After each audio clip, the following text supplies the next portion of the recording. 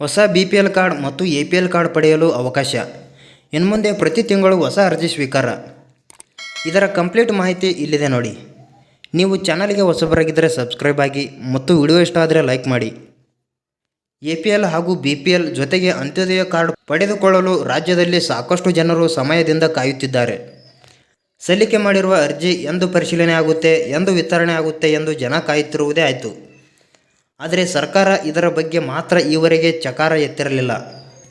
ಹೊಸ ಅರ್ಜಿಗಳನ್ನು ಸ್ವೀಕರಿಸಲಾಗುವುದಿಲ್ಲ ಎಂದು ಹೇಳುತ್ತಿತ್ತೇ ಹೊರತು ಹಳೆಯ ಅರ್ಜಿಗಳ ವಿಲೇವಾರಿ ಮಾಡುವಂತಹ ಹೆಚ್ಚಿನ ಗಮನ ಹರಿಸಿರಲಿಲ್ಲ.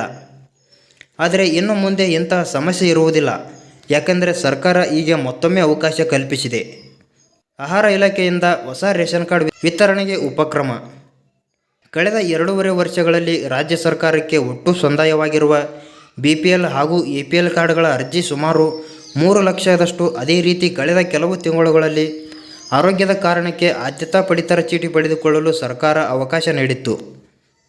ಹಾಗಾಗಿ ಸುಮಾರು 1 ಲಕ್ಷದಷ್ಟು ಹೊಸ ಅರ್ಜಿಗಳು ಸರ್ಕಾರಕ್ಕೆ ಸಂದಾಯವಾಗಿವೆ.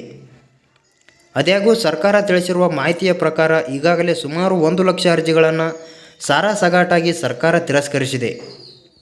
ಇನ್ನು ಉಳಿದ ಅರ್ಜಿಗಳ ಪರಿಶೀಲನೆ ನಡೆಯುತ್ತಿದೆ. ತಮ್ಮ ಅರ್ಜಿಗಳನ್ನು ಬೇಗ ಪರಿಶೀಲನೆ ನಡೆಸಿ ತಮಗೆ BPL ಕಾರ್ಡ್ ವಿತರಣೆ ಮಾಡಿ ಎಂದು ಜನ ಸರ್ಕಾರದ ಮೇಲೆ ಒತ್ತಡ ಹೇರುತ್ತಲೇ ಇದ್ದಾರೆ. ಈ ಹಿನ್ನೆಲೆಯಲ್ಲಿ ಸರ್ಕಾರ ಇದೀಗ ಸುಮಾರು 20,000 ಅರ್ಜಿಗಳನ್ನು ಪರಿಶೀಲನೆ ನಡೆಸಿದ್ದು ಅವುಗಳ ವಿತರಣೆಗೆ ಮುಂದಾಗಿದೆ.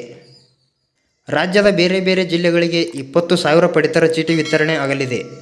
ಮೈಸೂರು, ಮಂಡ್ಯ, ಬೆಂಗಳೂರು, ಉತ್ತರ ಕನ್ನಡ, ಕಲಬುರಗಿ ಮೊದಲಾದ ಪ್ರದೇಶಗಳಿಗೆ ಮೊದಲ ಹಂತದಲ್ಲಿಯೇ ಹೊಸ ಪಡಿತರ ಚೀಟಿ ವಿತರಣೆಯಾಗುವ ಸಾಧ್ಯತೆ ಇದೆ. ಆದ್ಯತಾ ಪಡಿತರ ಚೀಟಿ ಪಡೆದುಕೊಳ್ಳಲು ಅವಕಾಶ. ಆಹಾರ ಇಲಾಖೆಯ ಸಚಿವರಾಗಿರುವ KH ಮುನಿಯಪ್ಪ ಅವರು ಇದೀಗ ಆದ್ಯತಾ ಪಡಿತರ ಚೀಟಿಯನ್ನು ಅಗತ್ಯವಿರುವವರಿಗೆ ವಿತರಣೆ ಮಾಡಲು ಅರ್ಜಿ ಆಹ್ವಾನಿಸಲಾಗಿದೆ ಎಂದು ತಿಳಿಸಿದ್ದಾರೆ. ಸದ್ಯದಲ್ಲೇ ಹೊಸ ಪಡಿತರ ಚೀಟಿ ಪಡೆದುಕೊಳ್ಳುವುದಕ್ಕೆ ಅರ್ಜಿ ಸ್ವೀಕಾರ ಕೆಲಸ ಆರಂಭವಾಗಲಿದೆ. ಜಿಲ್ಲೆಗಳಲ್ಲಿ ಪ್ರತಿ ತಿಂಗಳ 1ನೇ ತಾರೀಕಿನಿಂದ 10ನೇ ತಾರೀಕಿನವರೆಗೆ ಹೊಸ ಅರ್ಜಿಗಳ ಸ್ವೀಕಾರ ಹಾಗೂ ಆಧಾರ್ ಕಾರ್ಡ್ ತಿದ್ದುಪಡಿಗೆ ಅವಕಾಶ ಮಾಡಲಾಗುವುದು ಎಂದು ಸಚಿವರು ತಿಳಿಸಿದ್ದಾರೆ.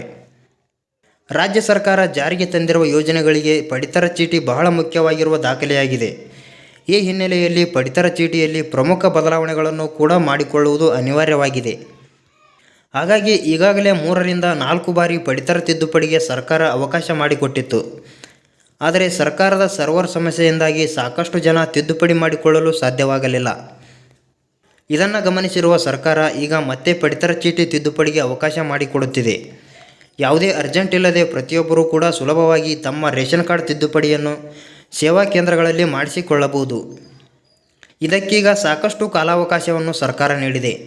ಹಾಗಾಗಿ ನಿಜಕ್ಕೂ ಯಾರಿಗೆ ಆದ್ಯತಾ ಪಡಿತರ ಚೀಟಿಯ ಅಗತ್ಯ ಇದೆಯೋ ಅವರು ಸರಿಯಾದ ದಾಖಲೆಗಳನ್ನು ನೀಡಿ ಅರ್ಜಿ ಸಲ್ಲಿಸಿದರೆ ಸದ್ಯದಲ್ಲಿಯೇ ಅಂತಹ ಅರ್ಜಿಗಳ ಪರಿಶೀಲನೆ ಮಾಡಿ ವಿಲೇವಾರಿ ಮಾಡಲಾಗುವುದು ಎಂದು ಸಚಿವರು ಭರವಸೆ ನೀಡಿದ್ದಾರೆ. ಈ ಮಾಹಿತಿಯ ಬಗ್ಗೆ ಏನೆನಿಸುತ್ತದೆ ಕಮೆಂಟ್ ಮಾಡಿ ಮತ್ತು ವಿಡಿಯೋ ಇಷ್ಟ ಆದರೆ ಲೈಕ್ ಮಾಡಿ.